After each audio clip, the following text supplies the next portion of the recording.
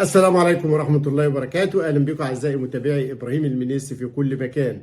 النهاردة الأهلي والزمالك في المباراة الثانية في البلاي أوف لحسم الفريق المتأهل لنهائي دوري الكرة الطايرة للرجال. الأهلي كان كسب المباراة الأولى 3-1، والنهاردة المباراة الثانية في صالة الدكتور حسن مصطفى. واتحاد اللعبة امبارح الحقيقة طلع بعض القرارات اللي هي يعني من باب تأدية واجب، لأنه في الوقت اللي كان محمد مصطفى لاعب نادي الزمالك لصاحب الاشارات الخادشه والتصرفات المسيئه لجماهير النادي الاهلي، كان المفروض يستحق العقاب بالايقاف. اكتفي بالايقاف بالغرامه الماليه، وخدوا كمان معاه بالمره مصطفى جابر لاعب النادي الاهلي بغرامه ماليه، وانذار الاثنين بالشطب في حال تكرار هذه السلوكيات، مع تغريم الاهلي والزمالك قيمه تلفيات الصاله. لكن كل ده خلى ان مباراه النهارده هتكون بدون جمهور. المتأهل طبعا للنهائي هيلعب مع الفايز من البتروجيت والاتحاد السكندري. النهارده المنتخب الوطني كمان لكرة القدم هيشد الرحال الى المغرب الساعة 8:30 مساء بعد الافطار، وبعد التمرين النهاري اللي هيعمله كابتن حسام حسن او اللي بيجريه كابتن حسام 3:30 عصرا، بعد انضمام محمد صلاح ومصطفى محمد وعمر مرموش واكتمال قائمة الفريق والسفر الى المغرب للقاء منتخب اثيوبيا اللي اختار المغرب ملعبا له. المباراة هتبقى ان شاء الله تعالى يوم 21 في تصفيات كأس العالم، المجموعة اللي منتخب مصر بيتصدرها، ويرجع يلعب على طول يوم 25 مع سيراليون في القاهرة. فرصة الفراعنة كبيرة جدا في بلوغ المونديال ان شاء الله. كل ده طبعا ما ينسيناش الأزمة اللي بقت مستعرة واللي في تطور أخير فيها 3 حاجات مهمة جدا. رقم 1،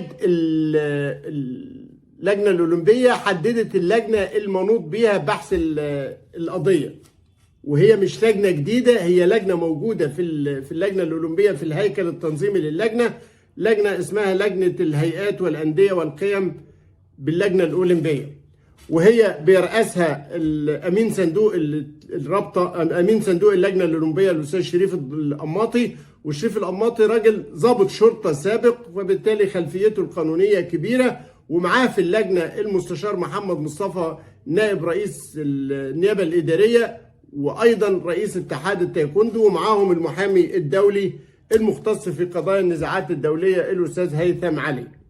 ده تشكيل اللجنة المنوط بها نظر هذه القضية.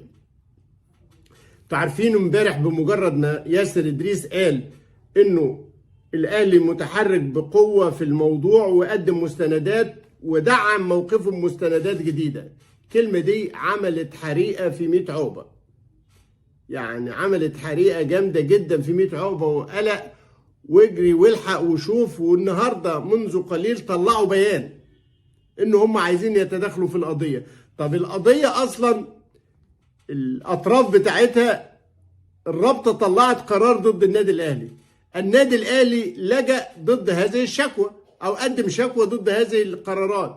الزمالك طرف في المباراة طبعا، بس مش طرف في الشكوى، مش طرف في المشكلة اللي الأهلي اتعاقب فيها. الزمالك قال لك إن هو بيتقدم بخطاب رسمي للمهندس ياسر إدريس رئيس اللجنة الأولمبية، بيطلب من خلاله التدخل في الشكوى المقدمة بشأن الإجراءات المتعلقة بمباراة القمة. وقال الزمالك إنه طرف أصيل في الشكوى، هو طرف أصيل في المباراة، لكن الشكوى هو معلهوش عقوبة يتضرر منها. وقال لك أنا صاحب مصلحة مباشرة فيها، وأرفق النادي بطلبه مذكرة قانونية مقدمة من كمال شعيب المستشار القانوني للنادي. وأرسل الزمالك النهاردة كمان خطابين إلى الاتحاد المصري لكرة القدم وإلى رابطة الأندية المحترفة للاعتراض على ما تضمنته الفقرة الأخيرة من خطاب رابطة الأندية المرسل إلى نادي الزمالك بنصوص قراراتها أو بخصوص القرارات. الجملة اللي ضايقت الزمالك وتعبتهم نفسيا، ودي المفروض ما تزعلش حد، إنه رابطة الأندية ملتزمة بتنفيذ ما يصدر عن اللجنة الأولمبية من قرار. والأهلي قال لك أنا بحترم ما سيصدر عن اللجنة، بيحترم، وللاحترام تقدر تحترم، وليك الحق في إن أنت تروح لكاس المحكمة الرياضية الدولية. لكن إنه الرابطة تقول إن أنا هنفذ اللي هتقوله اللجنة الأولمبية من خلال لجنتها المختصه، الزمالك بيقول لك انا معترض على الجمله دي. ليه؟ ليه معترض؟ حضرتك معترض ليه؟ دي لا تخصك ولا بتاعتك. الرابطه اللي بتدير بتقول يا جماعه الامر بكل تفاصيله معروض على اللجنه. طيب اتحاد الكوره هو اللي حرك الزمالك. مسؤولين في اتحاد الكوره هم اللي اوعزوا لنادي الزمالك انه يتحرك. انا بقول لكم معلومه، والسبب انه اتحاد الكوره ادرك انه الرابطه بتختصم الاتحاد، وان الرابطه في موقفها بيأكد صحه موقف النادي الاهلي. والجمله اللي قالها ياسر ادريس امبارح انه النادي الاهلي قدم مستندات جديده عملت مشكله في نادي الزمالك، اشعرتهم بالخطر والقلق. فاتحاد الكره قال لهم اتحركوا، فجروا على كمال شعيب المحامي اعمل لنا مذكره طلب التداخل. هنا الحقيقه اللي انا عايز اقولها، الرابطه كل موقفها بيأكد على انه راحت تجيب حكام اجانب. اتحاد الكوره من ناحيته بيحاول يقول انا مانيش طرف، وجهز الرد على كلام اللجنه الاولمبيه قبل حتى ما المده تنتهي. يعني امبارح ياسر ادريس قال لك ادينا الاتحاد والرابطه مهله اسبوع للرد على ملاحظات الاهلي في المستندات اللي قدمها اضافيه. فاتحاد الكره مش مستني المده. امبارح استقروا على الرد، واقدر اقول لكم الرد في 3 نقاط. الرد اولا بيقول لك محدش له الحق يطلب حكام اجانب الا احد طرفي المباراه. اما وانه احد طرفي المباراه لم يطلب يبقى محدش من حقه يطلب. وهنا بيصادر على حق الرابطه في طلب حكام اجانب. طيب لائحه البطوله بتقول ان رابطه الانديه المحترفه من حقها اتخاذ ما تراه مناسبا للبطوله. يعني كبند استثنائي مفتوح، من حقها ان هي بعيدا عن فكره ال 15 يوم وطلب التحكيم الاجنبي او الحكام الاجانب قبلها ب 15 يوم واللي عايز يدفع الفلوس، كل ده في الاجراءات الطبيعيه. لكن هناك نص استثنائي يفتح الباب للجنه لرابطه الانديه لاتخاذ ما تراه. فبالتالي هي استخدمت هذا البند اللي ضايق الاتحاد. قال لك الطلب الحكام الاجانب اللائحه بتنظمه ب 15 يوم قبل المباراه ودفع الفلوس، وهو ما لم يتم. فالرد عليه سهل وبسيط جدا، انه القرعه بتاعت جدول البطوله اتعمل قبل المباراه ب5 ايام، فبالتالي تم ابطال عمل هذا البند.